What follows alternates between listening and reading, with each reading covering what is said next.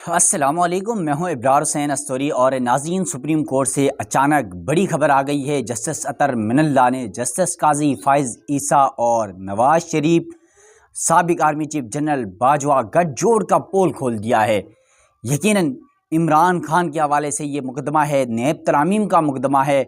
और आपको याद हो तो 30 तारीख को समाअत हुई थी सुप्रीम कोर्ट कमरे अदालत नंबर 1 में, और इमरान खान को जो अडियाला जेल से वीडियो लिंक के ज़रिए पेश हुए थे सुप्रीम कोर्ट में, वो लाइव नहीं दिखाया गया था। और 5 रुकनी बेंच जो इस केस की समाअत कर रहा था, 5 में से 4 जजेस ने कहा कि इमरान खान की ये जो नेब तरामीम से मुतल्लिक समाअत है ये लाइव नहीं दिखाई जाएगी, जबकि जस्टिस अतर मिनल्ला ने कहा था कि ये पूरे अवाम का बुनियादी हुकूक का मामला है तो इसे लाइव दिखाया जाना चाहिए था। 4-1 का ये फैसला था, लेकिन आज जस्टिस अतर मिनल्ला ने अपना इख्तिलाफी नोट जारी कर दिया है।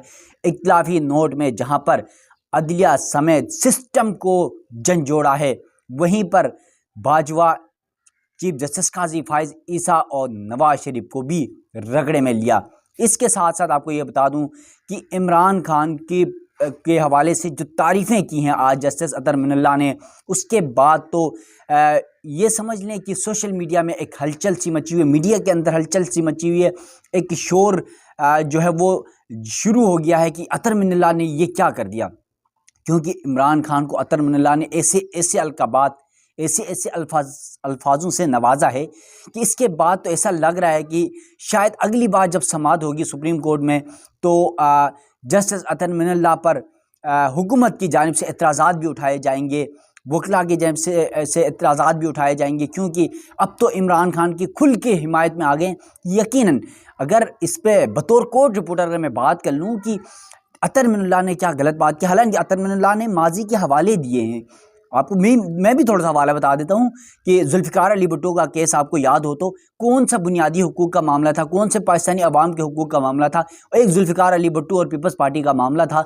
उसकी तमाम समाअतें लाइव दिखाई गई।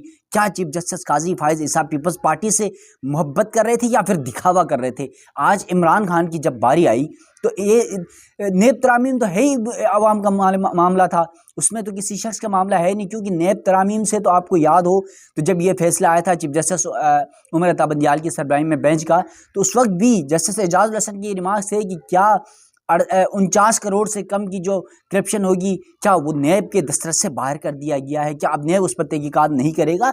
या ये पीपल्स पार्टी, मुस्लिम लीग नून और जो पीडीएम जमातों ने अपने आप को NRO 2 दिया था, वो NRO 2 का ये मुकदमा है, तो क्या ये अवाम का मुकदमा नहीं है? क्या लोगों का मुकदमा नहीं है? क्या लोगों की इस पर तरजीहात नहीं है? तो आज इस हवाले से जो नेब तरामीम केस था उसकी समाअत का जो इख्तिलाफी नोट था जस्टिस अतर मिनल्ला का, वो आपके सामने रखता हूँ कि जस्टिस अतर मिनल्ला ने किस तरह इस तमाम मामले को सामने रखा है और फिर इसके ऊपर किस तरह एक एक पहलू का जायज़ा लिया है।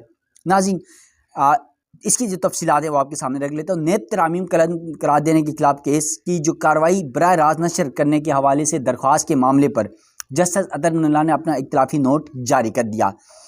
केस की कार्रवाई बराह रास्त नशर करने की दरख्वास्त मंजूर की जाती है। जस्टिस अतर मिनल्ला नेब तरामीम केस की 31 अक्टूबर 2023 और रवां साल 14 मई की समाअत बराह रास्त नशर हुई। बुनियादी हुकूक के तहफ़्फ़ुज़ के लिए बराह रास्त नशर करना ज़रूरी है, यानी जस्टिस अतर मिनल्ला ये हवाले दे रहा है कि नेब तरामीम केस की इससे कबल 2 समाअतें, यानी 31 अक्टूबर 2023 को एक समाअत वो लाइव दिखाई गई, इसी चीफ जस्टिस काजी फ़ाइज़ ईसा साहब ने दिखाई, और फिर इसी साल 14 मई की जो पहली समाअत थी इस 5 रुकनी लार्जर बेंच की, वो पहली समाअत भी लाइव दिखाई गई। यानी 3 समाअतों में से पहली लाइव दिखाई जा रही, दूसरी और तीसरी जब इमरान खान वीडियो लिंक के ज़रिए पेश होते हैं तो वो कहते हैं कि लाइव नहीं दिखाई जाएगी, क्योंकि इमरान खान की एक तस्वीर का खौफ इतना था। एक तस्वीर बाहर निकली तो उसके बाद सुप्रीम कोर्ट में इतनी सख्तियाँ की गई। हम अब भी कमरे अदालत जाते हैं तो हमें पता है कि पहले किस तरह का तरीका होता था, किस तरह का रवैया होता था, लेकिन अब किस तरह की।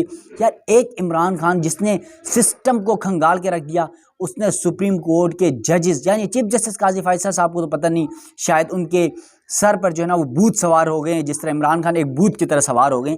इस तरह मतलब यकीनन काजी फ़ाइज़ साहब को इतने बड़े मुनसिब में बैठे हुए इस तरह की चीज़ें, क्योंकि आम लोग भी समझते हैं कि आखिर हो क्या रहा है, कि क्या काजी फ़ाइज़ साहब अपने जो माजी का जो इमरान खान की हुकूमत के दौर में चीफ जस्टिस जो काजी फ़ाइज़ हैं वो जब जज थे तो उनके खिलाफ रेफरेंस सुप्रीम कोर्ट भिजवाया गया था इनके खिलाफ, इनकी अहलिया के खिलाफ, क्या उस रेफरेंस के बदले ले रहे हैं? ये तो बहुत सारे सवालात ज़रूर हैं। अब अतर मिन्नाह साहब के जो नोट है उसकी पूरा नोट में पढ़ लेता हूँ, इख्तिलाफी नोट में क्या कहा है।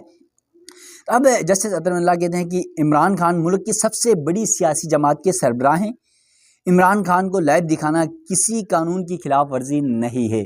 अब अतर मिन्नाह साहब कह रहे हैं कि इमरान खान पाकिस्तान की सबसे बड़ी सियासी जमात के सरबराह हैं और उन्हें लाइव दिखाना किसी इंसानी बुनियादी यानी कानून की खिलाफ वर्जी नहीं है, बल्कि उनको का तो हक बनता है, क्योंकि वो ज़ाती ये इमरान खान का मामला नहीं बल्कि ये पाकिस्तानी अवाम का मामला है। इसके अलावा जस्टिस अतर मिन्नाह ने वही बात जो मैंने शुरू में की जुल्फ़िकार अली भुट्टो केस की, उन्होंने कहा कि जुल्फ़िकार अली भुट्टो को जब फांसी दी गई वो आम कैदी नहीं थे।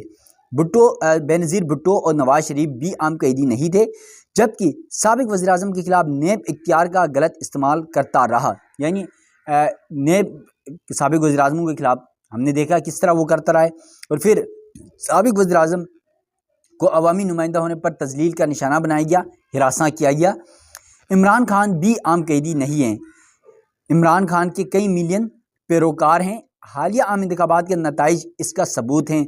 SOPs का न बना होना केस बराह रास्त नशर करने में रुकावट नहीं है। यानी इमरान खान को कह रहे हैं कि उनके लाखों करोड़ों पाकिस्तान में यानी मिलियंस उनके पैरोकार हैं, उनके फॉलोअर्स हैं, उनसे मोहब्बत करने वाले हैं, और इसका सबूत 8 फरवरी के इंतखाबात हैं कि किस तरह पाकिस्तानी अवाम ने इमरान खान का साथ दिया।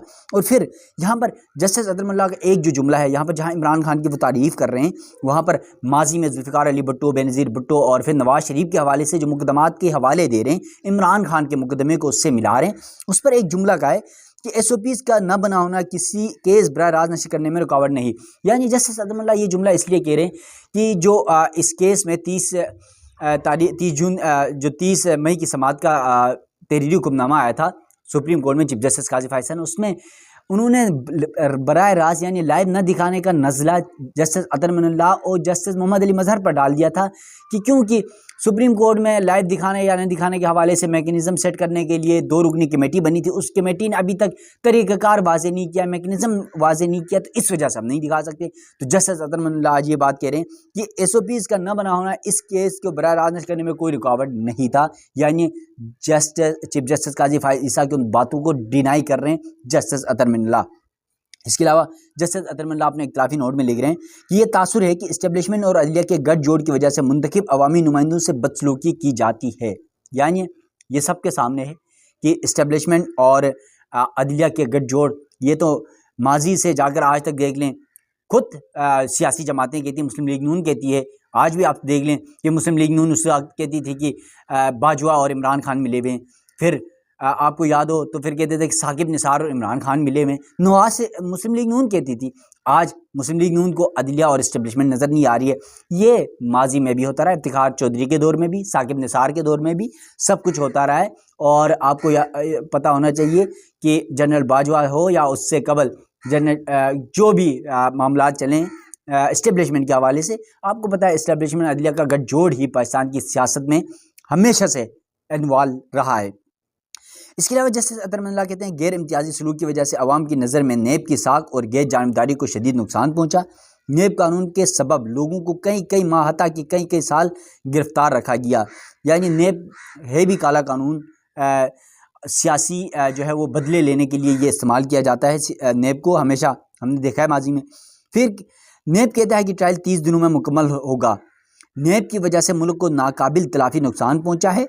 जैसे अतर मिन्नाह ने कहा कि नेब की वजह से शाहिद खाकान अब्बासी, नवाज शरीफ, यूसुफ रज़ा गिलानी की न सिर्फ तस्लील की गई बल्कि इनका वकार भी मजरूह किया गया।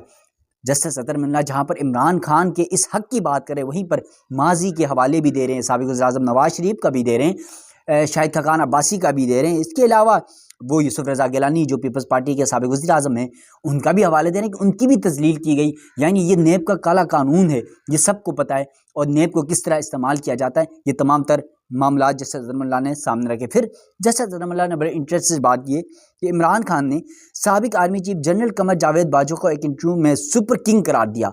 नवाज शरीफ ने कहा पार्लियामेंट को कोई और चला रहा था।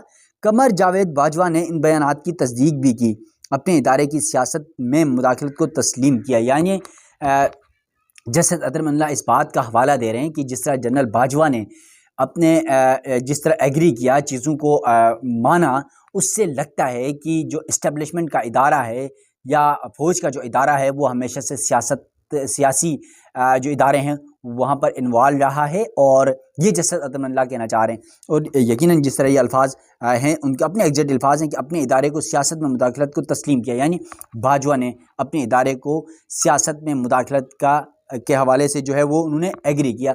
तो ये आज जस्टिस अतरमल्ला का ये इख्तिलाफी नोट है, और यकीनन इस इख्तिलाफी नोट के बाद चीफ जस्टिस काजी फाइज़ ईसा साहब के लिए जो है बड़ा जो अगली समात होगी वो बड़ी इंटरेस्टेड होगी, क्योंकि अगली समात में तो इमरान खान ने बोलना भी है, और जब इमरान खान बोलेगा जस्टिस अतरमल्ला होंगे, और फिर लाइव न दिखाने के हवाले से पाकिस्तान तहरीक इंसाफ के वकला भी मौक़िफ़ रखेंगे, इमरान खान भी कहेंगे। और आपको पता है इमरान खान के फिर बोलने का स्टाइल तो फिर वो ज़रा हट के है, और गुज़िश्ता जब समात पर हमने देखा 5 मिनट इमरान खान बोले थे तो चीफ जस्टिस काजी फाइज़ साहब वैसे उनके चेहरे पर मुस्कुराहट ज़रूर थी, मिस्टर नियाज़ी कहते थे, और फिर इमरान खान के बजाय पिछले अपने ऑर्डर में मिस्टर नियाज़ी का है। यानी इमरान खान को नियाज़ी कहकर पुकारना चीफ जस्टिस काजी फाइज़ साहब, पता नहीं सरदार को सरदार कहने पर उन्हें एतराज़ था, तो आज इमरान खान को नियाज़ी कहने पर पता नहीं क्या मसाइल हैं। खैर वो तो काजी फाइज़ साहब के 5 महीने रह गए। बहुत सारे लोगों का ये तासुर है, सहाफ़ियों का, वकला का, कि माजी में हवाले दिए जाते थे कि इफ्तिखार मोहम्मद चौधरी का दौर पता नहीं क्या से क्या गुजरा, फिर उसके बाद एक दौर आया चीफ जस्टिस साकिब निसार का, उस दौर के हवाले से भी बड़ी बातें की गई कि सबसे ज़्यादा इंतहाई मुश्किल दौर रहा अदलिया के लिए और पाकिस्तान की सियासत के लिए, मुल्क के लिए। लेकिन अब ये कहा जा रहा है कि लोग चीफ जस्टिस माजी के इफ्तिखार मोहम्मद चौधरी और फिर चीफ जस्टिस साकिब निसार को भूल जाएंगे, चीफ जस्टिस काजी फाइज़ ईसा याद रखा जाएगा। अब ये तो लोगों पर डिपेंड करता है कि वो अच्छे अल्फाज में याद करते हैं या फिर साकिब निसार और इफ्तिखार चौधरी की तरह आज भी उन्हें नेगेटिव यानी मनफी यादों के साथ उनका नाम लिया जाता है। तो आने वाला वक्त ही बताएगा, 5 महीने रह गए, और अब अगली समाज जब होगी वो इंटरेस्टेड होगी, इमरान खान लाइव होंगे, बोलेंगे। जस्टिस अतरमल्ला का ये इख्तिलाफी नोट के बाद तो मज़ीद चीज़ें वाज़ेह हो गई, और फिर चीफ जस्टिस काजी फाइज़ साहब के लास्ट समात की जो तहरीर हुक्मनामा था उस पर भी बहुत सारी चीज़ें क्लियर हो गई हैं। तो आज भी खौफ है, इमरान खान की एक तस्वीर का खौफ है। तो सोचें अगर वो सुप्रीम कोर्ट की यूट्यूब वीडियो पे लिंक पे जाएंगे तो किस तरह वो पूरी दुनिया में देखा जाएगा। और यकीनन इमरान खान के इस वक्त पाकिस्तान में वो सबसे बड़ी सियासी जमात है PTI, और पूरी दुनिया में अगर पाकिस्तान के किसी एक शख्स को इस वक्त सबसे ज़्यादा पजीराई है पूरी दुनिया में तो वो इमरान खान है। तो देखते हैं अगली समाज में जब इमरान खान पेश होंगे तो काजी फाइज़ ईसा का क्या रवैया होगा, क्या तरीका होगा, इमरान खान क्या कुछ कहते हैं, और फिर जस्टिस अतरमल्ला क्या मौक़िफ़ रखते हैं, क्या रिमार्क्स देते हैं। तो नाज़रीन तब तक के लिए अपने मेज़बान इब्रार हुसैन अस्तरी को दीजिएगा इजाज़त। अल्लाह हाफिज़।